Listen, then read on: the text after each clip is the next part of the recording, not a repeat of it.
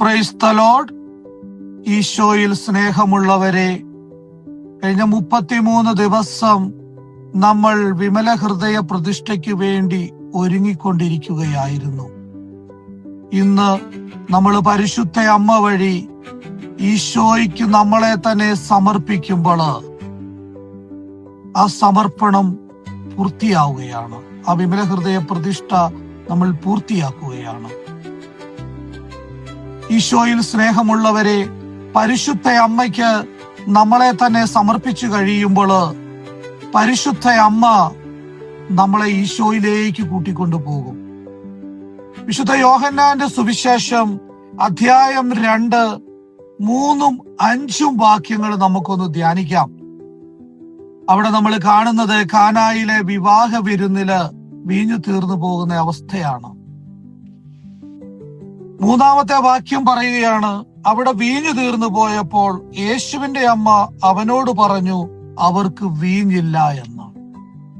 5-ാമത്തെ വാക്യം പറയുകയാണ്, അവന്റെ അമ്മ പരിചാരകരോട് പറഞ്ഞു, അവൻ നിങ്ങളോട് പറയുന്നത് ചെയ്യുവിനെന്ന്.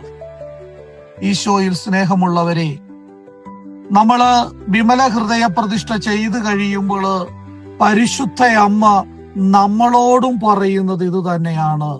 അവൻ പറയുന്നത് ചെയ്യുക. അവൻ എന്താണ് നമ്മളോട് ജീവിതത്തിൽ നമ്മളോട് പറയുന്നത് അത് ചെയ്യുവാനാണ് പരിശുദ്ധ അമ്മ നമ്മളോട് ആഹ്വാനം ചെയ്യുന്നത്.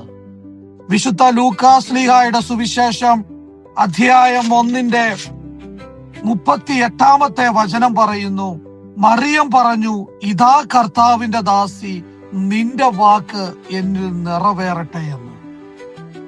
ഇതായിരിക്കണം വിമല ഹൃദയ പ്രതിഷ്ഠ ചെയ്യുന്ന ഓരോ വ്യക്തികളും പറയേണ്ടത്. നമുക്ക് പറയാം, ഇതാ കർത്താവിന്റെ ദാസൻ, ദാസി, നിന്റെ വചനം എന്നിൽ നിറവേറട്ടെ എന്ന്. ഈശോയിൽ സ്നേഹമുള്ളവരെ, ഈ വചനങ്ങൾ നമ്മുടെ ഹൃദയത്തിൽ ധ്യാനിച്ചുകൊണ്ട് പരിശുദ്ധ അമ്മയ്ക്ക് നമ്മളെ തന്നെ സമർപ്പിച്ചു കഴിയുമ്പോൾ, പരിശുദ്ധ അമ്മ നമ്മളെ ഈശോയിലേക്ക് കൂട്ടിക്കൊണ്ടു പോകുമ്പോൾ അവിടെ പറയുന്നത് അവൻ പറയുന്നത് പോലെ ചെയ്യുക എന്ന്. ഇതായിരിക്കണം നമ്മുടെ സമർപ്പണം. അവന്റെ വചനം നമ്മളില് നിറവേറണം. ഇതിനു വേണ്ടിയിട്ടാണ് നമ്മൾ സമർപ്പണം ചെയ്യുന്നത്. ഈ സമർപ്പണത്തിലെ 33 ദിവസം നമ്മൾ ഒരുമിച്ച് യാത്ര ചെയ്യുകയായിരുന്നു.